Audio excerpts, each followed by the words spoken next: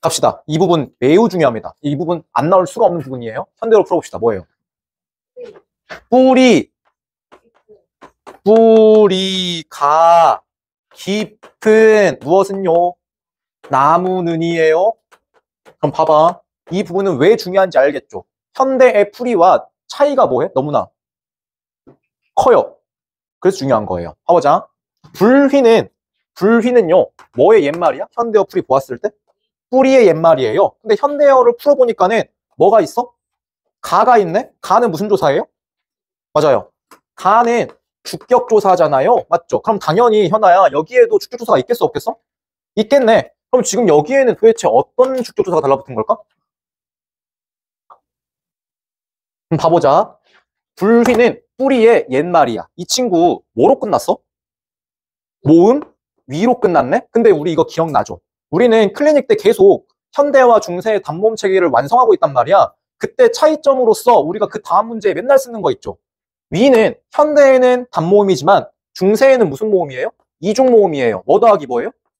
우 더하기 뭐요? 이였어요. 근데 이때의 이가 무슨 이야? 반모음이었어. 그럼 이 불휘라는 체어는 뭐로 끝난 거야?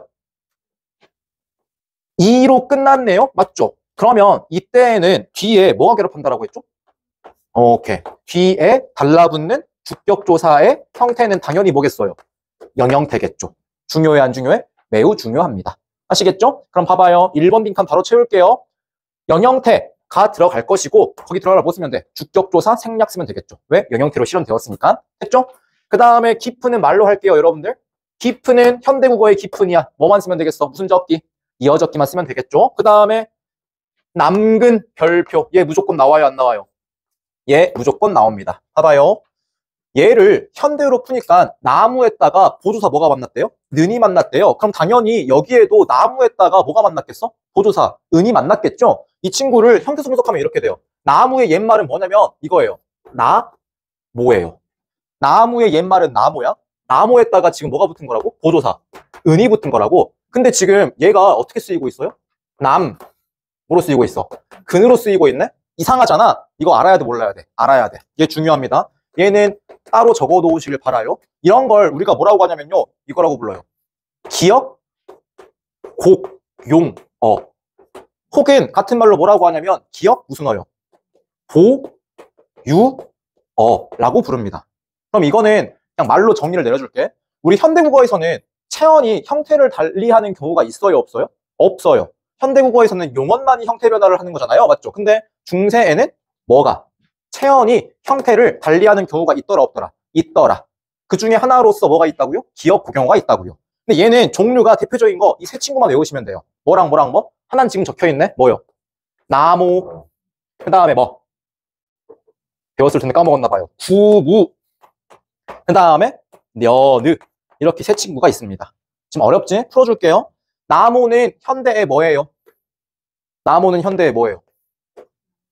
방금 우리 했잖아. 나무는 현대의 뭐예요? 나무요. 구무는 현대의 뭘까? 구무는 현대의 뭘까요?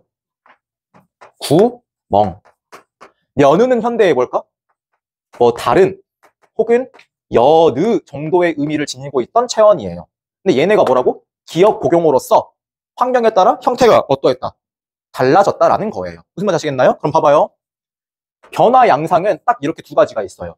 만약에 뒤에 자음이 오거나 이 친구 의미가 뭐였는지 기억나요, 여러분들? 이거 국어에서 뭐라고 한다고 했지? 국어에서 뭐라고 한다고 했죠? 휴, 지요. 뒤에 아무것도 안 왔다라는 거야. 이럴 경우에는 어떻게 쓰였을까? 그냥 그대로 쓰였을 거예요. 여기서 그대로라고 하는 거는 여기 윗줄에 적혀있는 것처럼 그대로 쓰였을 거라고. 근데 어떤 경우에? 뒤에 뭐가 왔을 때? 뒤에 뭐가 왔을 때? 모음이 왔을 때에는요? 외워야 돼. 첫 번째.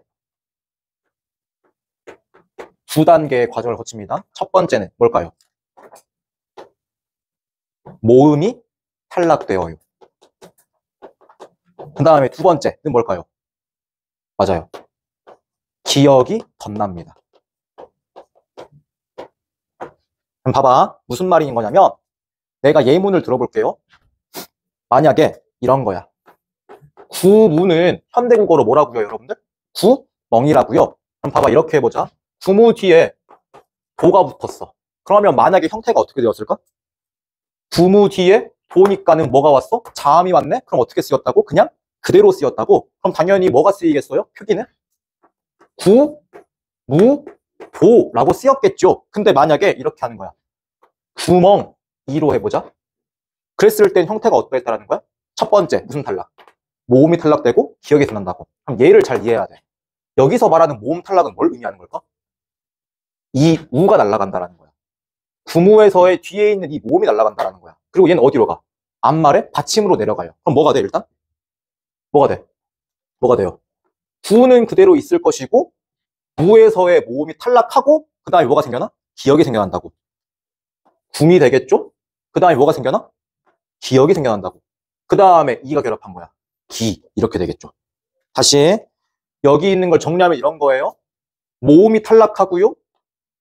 그 자리에 밑에 자음이 밑으로 내려가. 그 다음에 뭐가 덧나? 기억이 덧나요. 이런 과정을 거친다라는 거예요. 무슨 말인지 아시겠나요? 하나만 더 해보자. 이번에는 녀느를 가지고 해볼게요. 녀느도 마찬가지야. 도가 붙었어. 그럼 어떻게 되었을까? 현아야?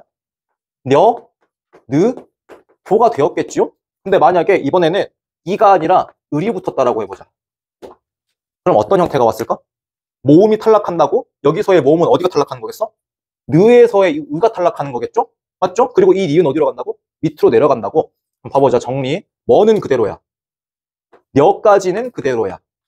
1번 모음이 탈락했어. 그때 남아있는 받침이 어디로 가요? 밑으로 내려가요. 연이 되겠죠? 그 다음에 2번 뭐가 덧나? 기억이 덧나요. 그리고 남아있는 을이 뭐 하면 돼? 결합하면 돼요. 이렇게 되는 거라고요. 무슨 말인지 아시겠나요? 그럼 봐봐. 정리. 중세국어에는 기역, 고경어가 있었어.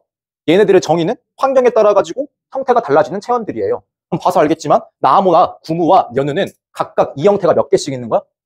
2개씩 있는 거겠지. 뒤에 자음 혹은 휴지 있느냐 아니면 모음이 오느냐에 따라 가지고 형태가 몇 가지인 거예요? 2가지인 거예요. 이런 거겠죠? 나모는 이 형태가 몇 가지라고? 2가지라고. 나모랑 그 다음에 뭐요? 뭐라? 남, 기역. 구무랑 뭐도 있는 거예요? 굼에다가 기역. 년우는 년에다가 뭐요? 기역. 이렇게. 이게 바로 뭐예요? 기역 고경어예요. 무슨 말인지 아시겠죠? 그럼 봐봐요. 나모은 이제 이해할 수 있겠죠? 나모는 나무의 옛말이야. 여기에 지금 뭐로 시작한 친구가 왔어? 자음 시작이요? 모음 시작이요? 모음 시작이겠네요? 맞죠? 그러니까 지금 다시 봐보자. 기역 고경어이고 뒤에가 모음이 시작했어? 그럼 첫 번째 뭐라고? 모음이 탈락된다고. 그 탈락된 모음 그리고 남아있는 자음이 앞말에 어디로 가요? 받침으로 가요. 그럼 뭐는 그대로예요? 나까지는 그대로겠죠? 그 다음에 뭐가 밑으로 가? 미음이 밑으로 간다고. 그 다음에 뭐가 생겨나? 기억이 생겨난다고. 그리고 남아있는 뭐가 결합하면 돼? 은이 결합하면 되는 거예요. 남근은 이렇게 만들어진 친구인 겁니다. 무슨 말인지 아시겠어요? 이렇게 이해하시면 될 것 같습니다. 중요해 안 중요해? 매우 중요합니다.